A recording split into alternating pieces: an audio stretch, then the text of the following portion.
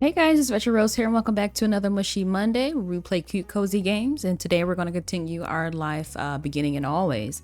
And if you are new here again, my name is Retro Rose, and I play a variety of games anywhere between indie, visual novel, horror games such as Resident Evil, Evil Within, you name it.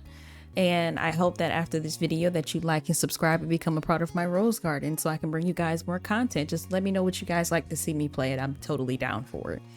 So we have been, so far, we've completed 5 of the moments for step 1. We are on to the DLC, so I'm excited to bring that content to you guys. So we're just going to go ahead and start with the library.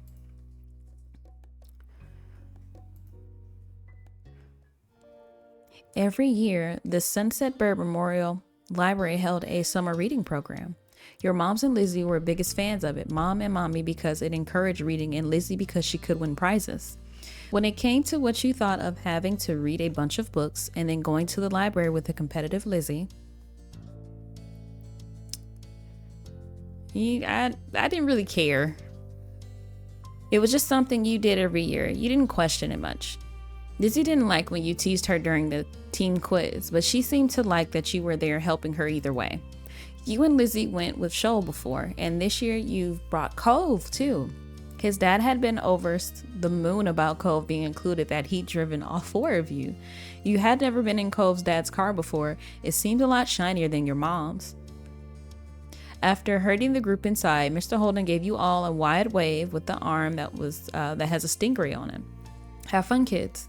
Stay in the sight of the librarians, you hear? I wish I could watch you in action, but your poor old man has to finish up some work. Though I'm sure that won't get in the way. Heck, I probably hold you kids back. There's plainly no reply from his son over what was likely meant to only only a joke. Cole's dad seemed to deflate a bit.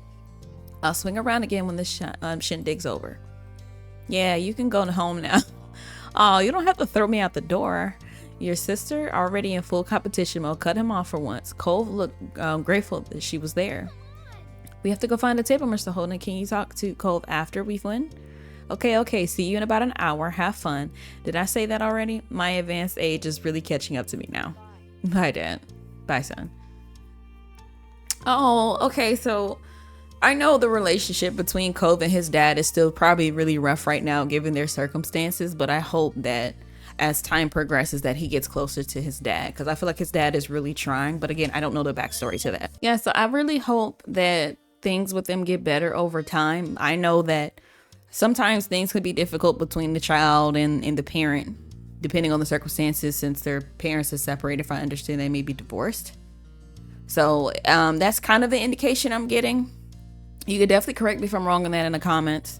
But I'm really just hoping that he does get closer to his dad and that we get to see more of Cole's dad that we have been. It was a little off-putting for me at first when I first met him because, you know, stranger danger. We don't do that. But yeah. The 4 of you watched him shuffle out of the library, glancing over his shoulder at Cove once more. Bye, Mr. Holden. Thank you for bringing us. Thanks, Lizzie. I don't know what you're thanking me for. Are you copying Shoal? Distracted Cove was already glancing around the gigantic library. I want to go explore. What? I said I want to go look around and see what's in here. But the quiz starts soon. That's why we came. Wide at the first signs of conflict, Shoal's eyes darted between Lizzie and Cove. Then you can do it without me, right? You don't need a bunch of people.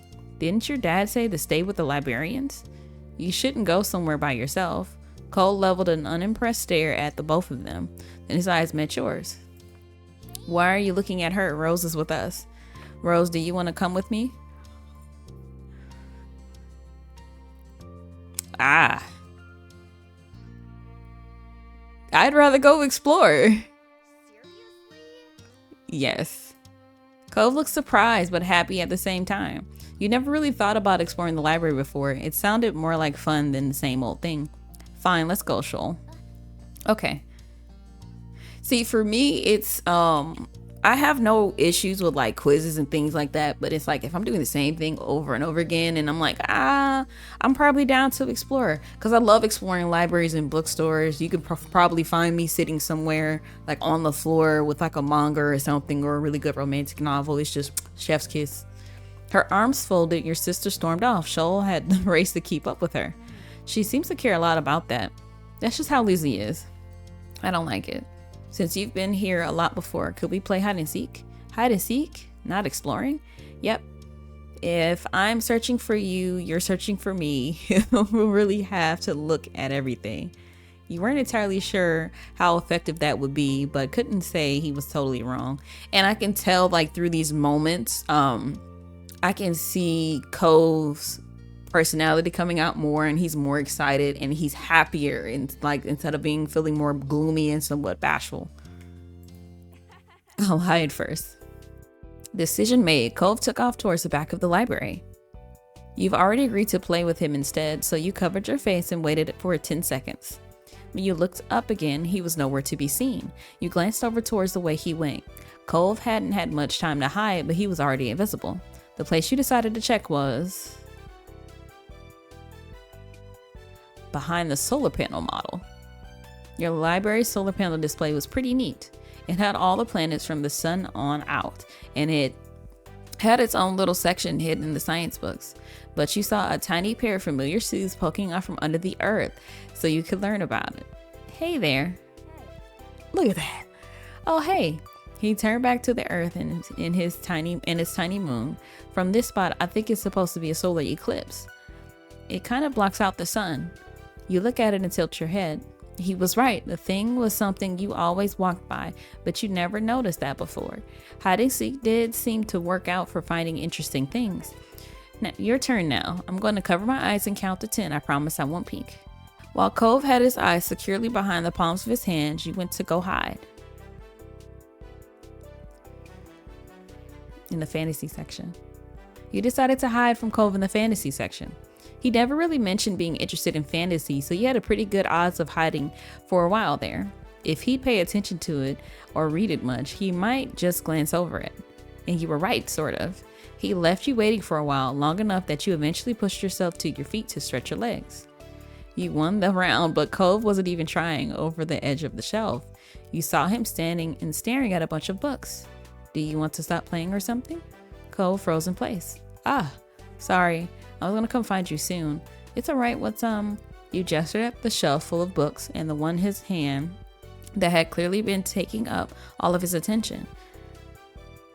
Oh, they're the Narnia series. They have talking animals in Magic Land and intense fights. And my mom used to read them with me. Oh. Her favorite one was Susan. You weren't sure what to do. You weren't sure what he would do. His mom was always a sensitive topic, but he tucked the book back onto the shelf, and that was all. It was nice that the memories made him happy instead of sad this time. It's my turn again. Start counting so I can pick a spot. Okay. Cove darted off before you even had a chance to fully close your eyes. 1 Mississippi. Then the time was up and he was long gone again. There were still a lot of good places to hide, so you figured he was behind the Willy Wonka statues. And all the old Christmas stuff. The library had left on all their Christmas things out tucked away in the corner for months. That was a perfect place to hide. Oh, and sure enough, as soon as you crouched down and peered behind the fuzzy green man with the word Grinch above his head, there was Cove. That was so fast. Beavis the Grinch was just getting settled.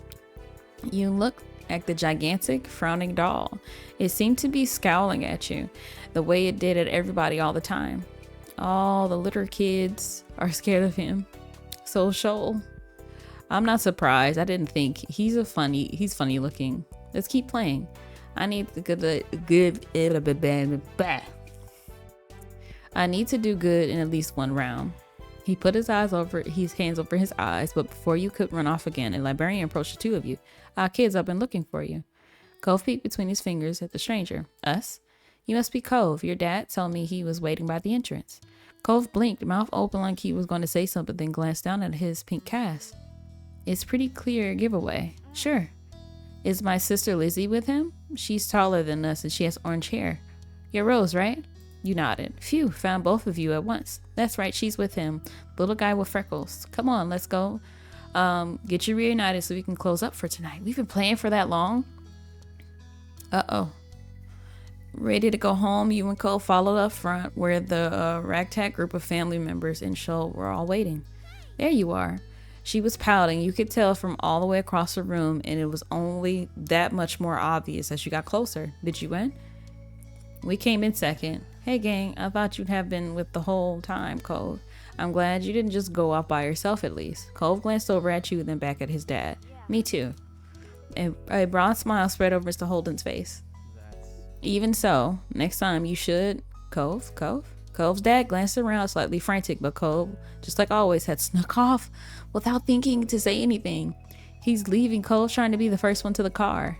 With a sudden burst of speed, Lizzie darted for the exit, still in the Victor to be mode, even for something like a race to ride in the front seat. There was nothing else for the three of you to do except head after them, pretending the librarians hadn't noticed all the commotion. Though Lizzie had been victorious in claiming the window seat in the car, you could tell by her crossed arms, the occasional pout, that she still had not forgiven your betrayal. Cove hadn't been pleased about how he had to sit in the middle, but his mood lifted as you sat next to him. Did you say you came in second place? That's some good going. No, it's not. She levied another glare at you over her shoulders. Sure. Striving to improve is good too. That makes Rose the winner in your family. That's me. What? Rose kept finding me in our game. I lost. We need a rematch. Hide and seek with just you two? That doesn't even count as winning. Why not? It's not special. There's no judges or prizes.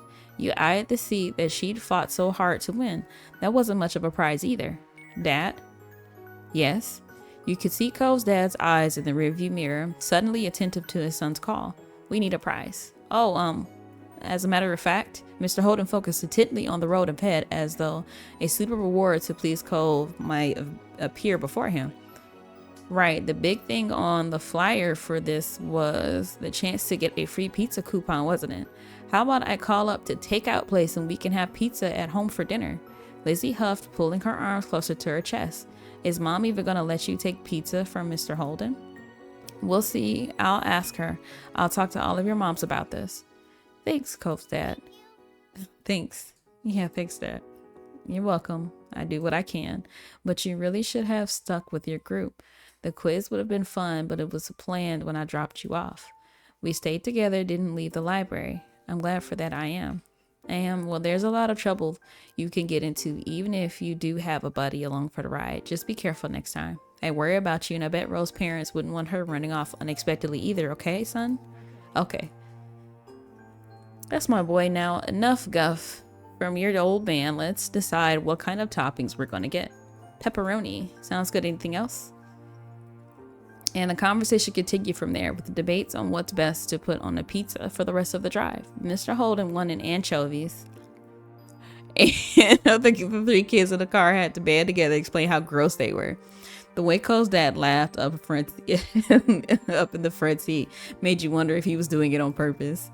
You had a fun day already, but closing it out with the promise of a free pizza after all and more time to hang out with Cove made it even sweeter. You were glad you decided not to do the quiz this time. We are already getting curious about how things will play out next year. Oh, that was cute.